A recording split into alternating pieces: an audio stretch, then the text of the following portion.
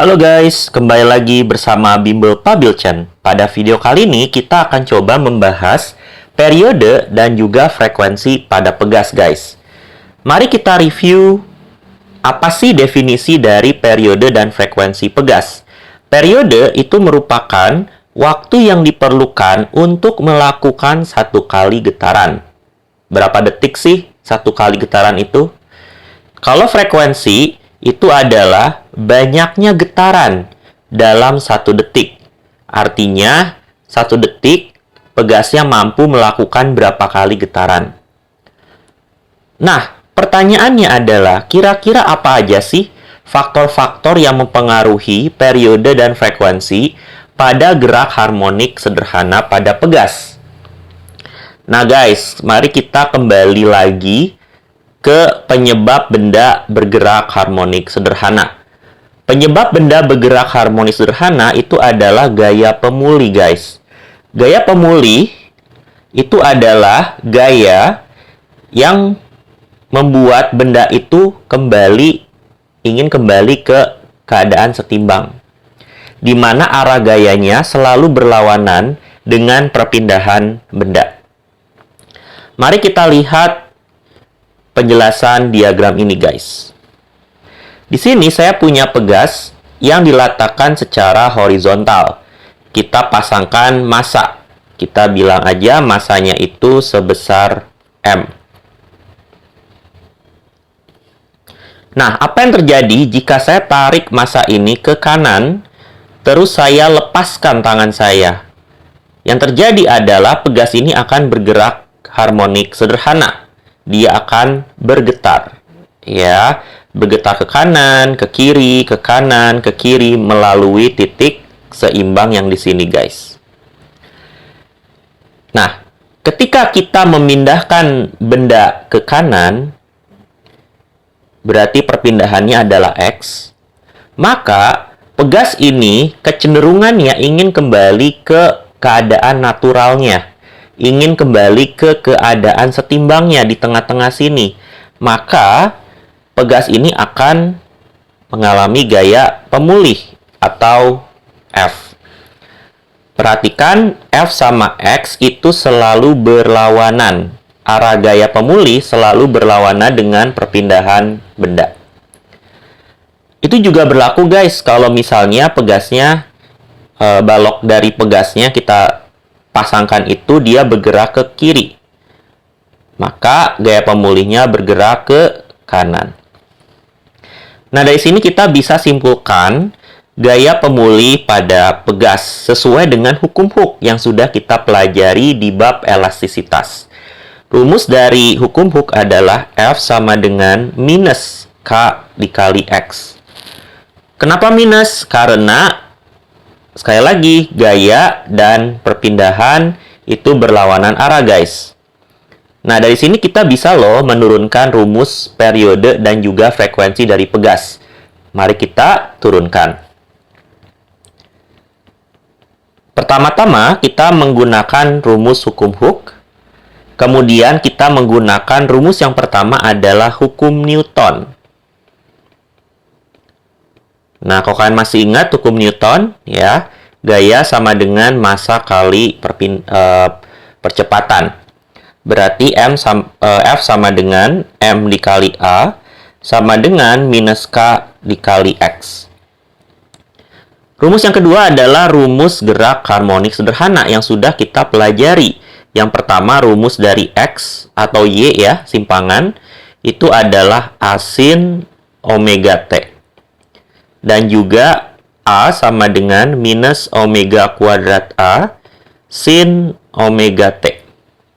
Nah, kita gabungkan dua rumus ini, kita substitusikan ke persamaan kita menjadi M. A-nya berubah menjadi minus omega kuadrat A sin omega T sama dengan minus K. X-nya itu adalah A sin omega T. Nah, kita lihat di sini guys, kedua ruas kita bisa bagi, ya. Kedua ruas bagi dengan negatif menjadi habis negatifnya. Kemudian kita bisa bagi kedua ruas dengan A sin omega T sehingga hilang.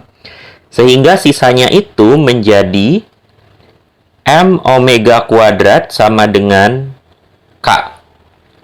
Nah, berarti omega kuadrat sama dengan K per M. Nah, tujuan kita adalah mencari rumus dari periode, guys. Nah, kita ingat bahwa omega itu adalah 2pi per periode.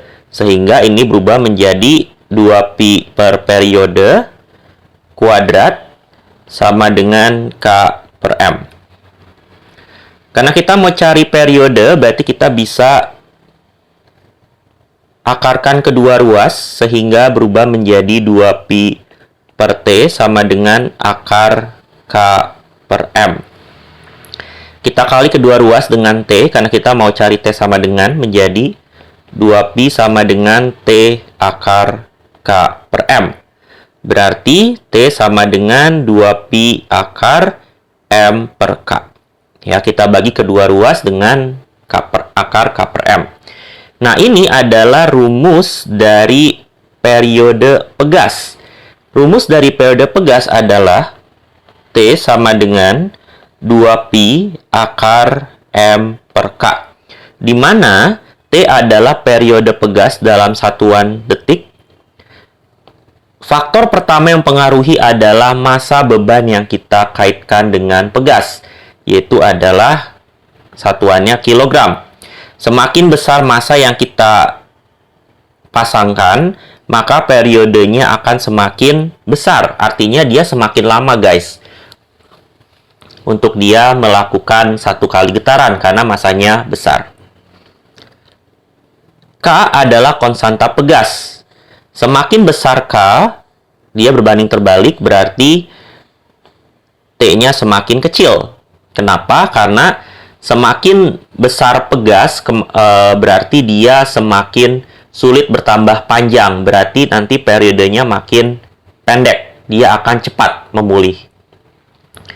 Nah, bagaimana rumus dari frekuensi, guys? Kita tahu bahwa frekuensi sama dengan 1 per T. Berarti kita tinggal balikin aja rumusnya jadi 1 per. Jadinya F sama dengan 1 per 2pi. Ya, kebalikan.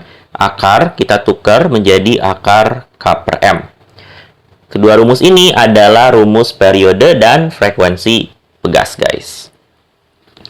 Nah, mari kita lihat cara menggunakan rumusnya. Jika massa beban digantung pada ujung bawah pegas adalah 1 kg, maka periode pegasnya adalah 3 detik. Jika massa beban dilipatkan menjadi 4 kali, tentukan periode getarnya.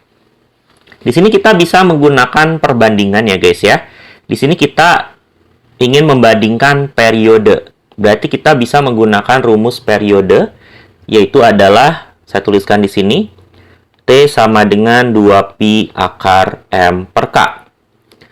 Dari sini kita punya dua keadaan ketika bebannya 1 kilo versus bebannya 4 kilo. Ya, kita bilang aja T1 itu ketika massanya 1 kilo dan T2 itu ketika massanya itu adalah 4 kg. Kita bandingkan di sini ya, guys ya. T2 dibanding T1 sama dengan 2pi akar, rumusnya M per K ya. M-nya itu adalah untuk T2 itu adalah 4 kg. Berarti 4 per K, kita nggak tahu K-nya, per untuk T1 sama rumusnya, tapi masanya 1. Nah, di sini kita bisa bagi ya dengan 2pi, 2pi-nya hilang. Nah, terus kita tahu bahwa T1-nya itu adalah 3 detik.